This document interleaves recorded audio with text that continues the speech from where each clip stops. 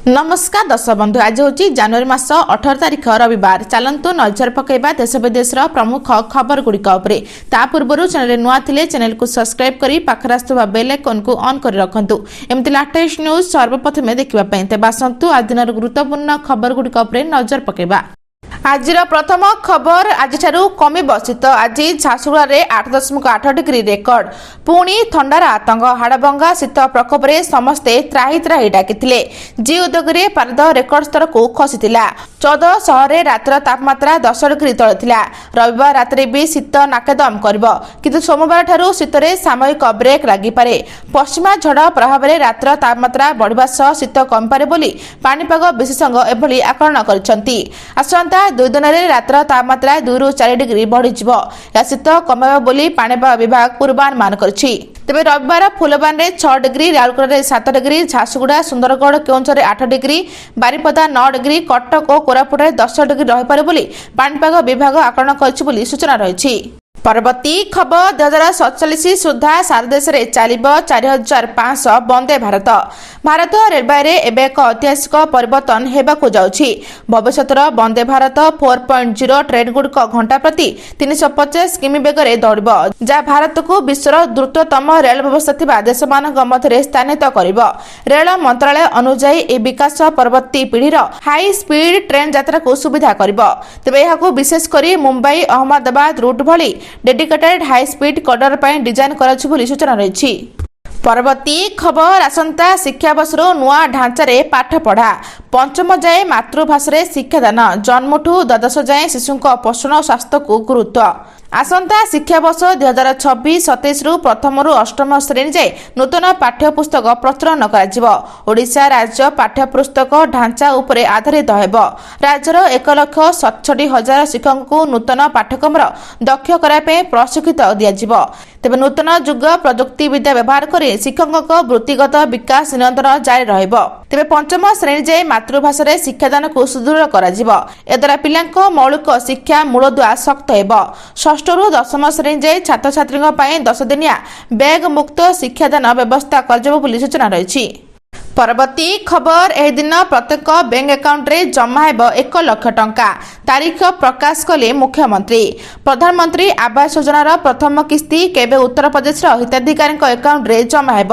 एक बड़ अपडेट आछि। मुख्यमंत्री योगी आदित्यनाथ निजे घोषणा करिछन जे प्रधानमंत्री आवास योजना अधीन रे 2 लाख रु अधिक लोक पांठी पाइबे एवं प्रत्येकक प्रथम किस्ती 1 लाख टंका सिधासलख सेमानक बैंक अकाउंट रे जमा कराजिबो। से आहरी मध्य कहिछन जे डीबीटी सिस्टम माध्यम पठाଯିबो एवं जनवरी 18 तारिख रे एक कार्यक्रम अनुष्ठित हेबो, जोथरे केंद्र मंत्री मनोहर लाल खट्टर मध्य जोगदेबे बोली सूचना रहिछि। परवर्ती खबर अवसर प्राप्त कर्मचारी को मिल पारे बड़ उपहार, बढ़ी पारे सर्वनिम्न पेंशन। मुरुदास मित्र एही जुगरे अवसर प्राप्त कर्मचारी पेंशन होछि सबठारु बड़ चिंतार विषय। वर्ष वर्ष धरी चाकरी करिया परे मिलुथिबा राशि दैनंदिन खर्च को मध्य पूर्ण कर न थाए, जेउथबाई बयसर अपराह्न रे भी चिंता आहुरी बढ़ी थाए। एपरी परिस्थिति रे 2026 केंद्रीय बजेट पूर्व एक गुरुत्वपूर्ण आश्वस्तिकर आशा सृष्टि होइछि। तेबे सरकार एबे सर्वनिम्न पेंशन वृद्धि पाई दीर्घ दिन धरी लागि रहथिबा दाबी उपरे गंभीरतार सह विचार करुछंती। सूत्र अनुसार कर्मचारी भविष्य निधि पांठी संगठन ईपीएफओ सहित जड़ित पेंशन भंगी एक बड़ खबर बजेट रे किंबा। परवर्ती खबर आगामी 18 तारिख मध्य मिलिबो सुभद्रार चतुर्थ किस्ती टंका। महिला अर्थ सहायता योजना सुभद्रार चतुर्थ किस्ती आगामी 18 तारिख मध्य हिताधिकारी खाता को जीव एवं महिला को आर्थिक भाव में सशक्त करने उद्देश्य आरंभ होता योजना अंतर्गत प्रत्येक हिताधिकारी को वर्ष को 10,000 टंका 2टी किस्ती प्रदान कर हिसाब से 5 वर्ष में मोट 50,000 टंका मिलिबो। एजाए हिताधिकारी माने महिला माने 3टी किस्ती पाई सारिछंती। सुभद्रार चतुर्थ किस्ती आगामी 18 तारिख मध्य हिताधिकारी खाता को आसिबो बोली उपमुख्यमंत्री श्रीमती प्रभाती परिडा कहछंती। तेबे उल्लेखयोग्य जे गत 2024 सेप्टेम्बर 17 तारिख रे प्रधानमंत्री श्री नरेंद्र मोदी बटन टिपी ए योजना शुभारंभ करथिले। सेतेबेले प्रथम किस्ती भाव में 5,000 टंका हिताधिकारी खाता को सिधासलख जायथिला परि सूचना रहिछि। परवर्ती खबर चाषींक पई बड़ खबर आसीगला तारीख। खूब शीघ्र अकाउंट को आसब पीएम किसान 22तम किस्ती। ଚାଷୀଙ୍କ ପାଇଁ ବଡ଼ ଖବର ଆସିବ ପିଏମ୍ କିଷାନ ଯୋଜନାର 22ତମ କିସ୍ତି ଟଙ୍କା। ପ୍ରଧାନମନ୍ତ୍ରୀ କିଷାନ ଯୋଜନାରେ ଦେଶର ଲକ୍ଷ ଲକ୍ଷ କ୍ଷୁଦ୍ର ଏବଂ ନାମମାତ୍ର ଚାଷୀଙ୍କୁ ଆର୍ଥିକ ସହାୟତା ମିଳିଥାଏ। 2019 ମସିହାରେ କେନ୍ଦ୍ର ସରକାରଙ୍କ ଦ୍ୱାରା ଏହି ଯୋଜନା ଆରମ୍ଭ ହୋଇଥିଲା। ଏହି ଯୋଜନାର ଲକ୍ଷ୍ୟ ଥିଲା କ୍ଷୁଦ୍ର ଚାଷୀଙ୍କୁ ଆର୍ଥିକ ସ୍ତରରେ ମଜବୁତ କରିବା।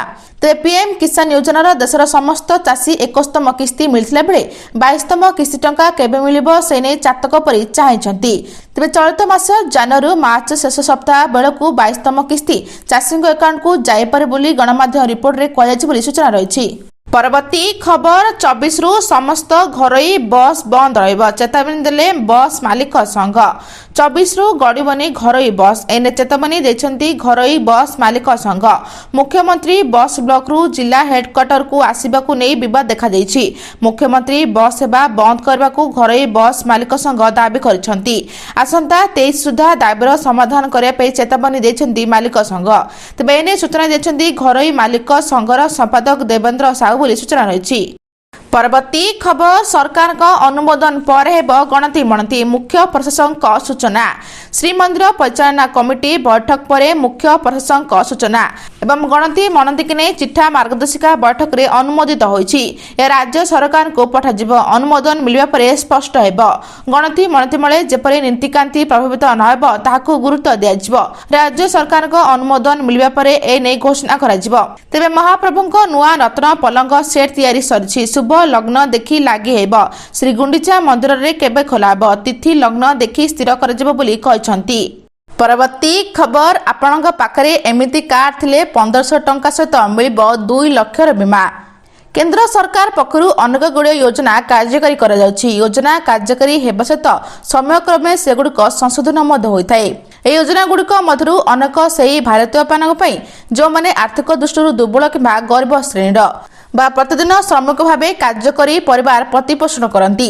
ଗରିବ ଶ୍ରମିକ ପରିବାର ପାଇଁ କେନ୍ଦ୍ର ଏବଂ ରାଜ୍ୟ ସରକାରଙ୍କ ଦ୍ୱାରା ପରିଚାଳିତ ଯୋଜନା ଗୁଡ଼ିକ ମଧ୍ୟରୁ ଇ ଶ୍ରମ ଯୋଜନା ମଧ୍ୟ ଅନ୍ୟତମ ଏବଂ ଏହି ଯୋଜନା ଅଧୀନରେ ଇ ଶ୍ରମ କାର୍ଡ ବାହାର କରିବା ନିହାତି ଆବଶ୍ୟକ, ଯାହାଦ୍ୱାରା କି ଆର୍ଥିକ ଦୃଷ୍ଟିରୁ ଦୁର୍ବଳ ଶ୍ରେଣୀ ଲୋକେ ବା ଶ୍ରମିକ ଶ୍ରେଣୀ ଅନେକ ଲାଭ ପାଇପାରିବେ। ତେବେ ଇ ଶ୍ରମିକ ଯୋଜନା କ'ଣ? ଆର୍ଥିକ ଦୃଷ୍ଟିରୁ ଦୁର୍ବଳ ବିଭାଗ ପାଇଁ ସରକାର ଇ ଶ୍ରମ ଯୋଜନା ଆରମ୍ଭ କରିଛନ୍ତି।